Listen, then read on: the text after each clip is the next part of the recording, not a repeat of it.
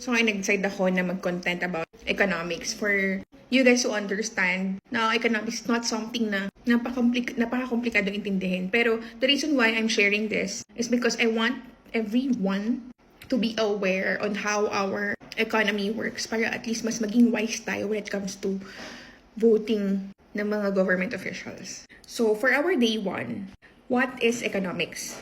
Kapag narinig mo yung salitang economics, ano yung pinakaunang pumapasok sa isip mo? Gobyerno ba? Tax ba? Inflation ba? Mga balita bang pang negosyo? Kaya actually maraming mga tao nagsasabi na hindi ko kailangan maintindihan yan kasi pang ekonomista lang yan, pang matalino lang yan, or mga nagtatrabaho lang yan sa gobyerno or sa bangko. Pero ang totoo guys, economics is about life. Ang economics is about study or pag-aaral kung paano gumagawa ng mga desisyon ang mga tao kapag limited ang resources. In other words, gusto natin na maraming bagay, pero limited lang yung pera natin, yung oras natin, yung energy natin. Gusto na natin magkaroon ng magandang bahay, ng sasakyan, makapagbakasyon, makapagnegosyo, magkaroon syempre ng komportableng buhay. Pero hindi natin pwede kasi makuha lahat ng sabay-sabay. Kaya ngayon, kailangan natin mamili. At doon nagsisimula ang economics.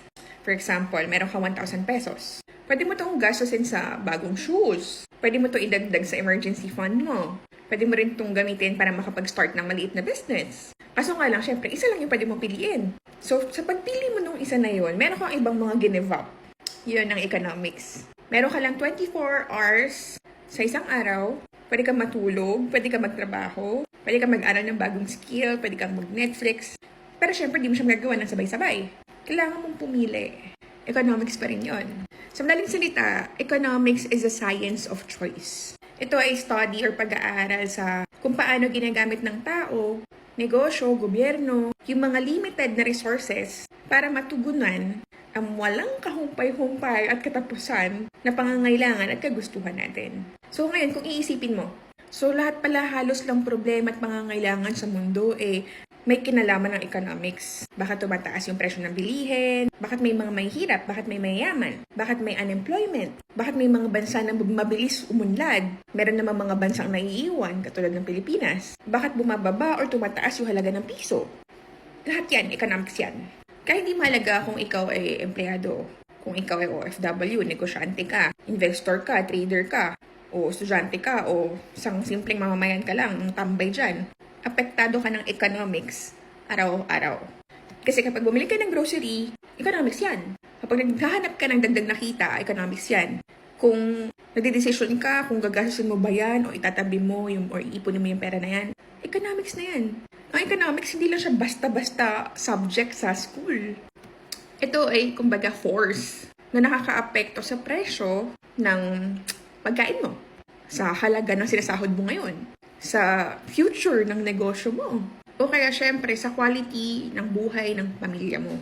Kaya kung ikaw gusto mong maintindihan kung paano ba gumagalaw yung pera, yung negosyo, yung investment, or even yung ekonomiya ng bansa, kailangan mo munang maintindihan ng economics. Kasi guys, bago ka magpalago ng pera, magpakamayaman or magpaka-successful na tao, sobrang importante na naiintindihan natin kung paano gumagalaw yung mundo doon sa paligid mo.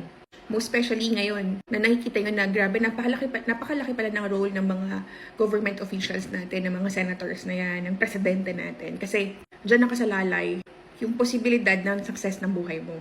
Hindi ko sinasabi na iasa natin sa kanila, pero malaking factor yan kung paano tayo magkakaroon ng mas komportableng buhay. So imaginein mo, mag-e-elect ka ng artista na wala namang kaalam-alam about sa economics, kung paano ba magpatakbo ng isang bansa, kung paano ba nag-work ng isang ekonomiya. Imagine mo, ihahalal mo siya, ilalagay mo siya dyan. Siya yung magpapatakbo ng bansa mo. Tapos, ikaw na simpleng mamamayan na nagko-comply sa kung ano yung sinasabi nila na bayaran mo. Walang kamalay-malay na idoloko pala.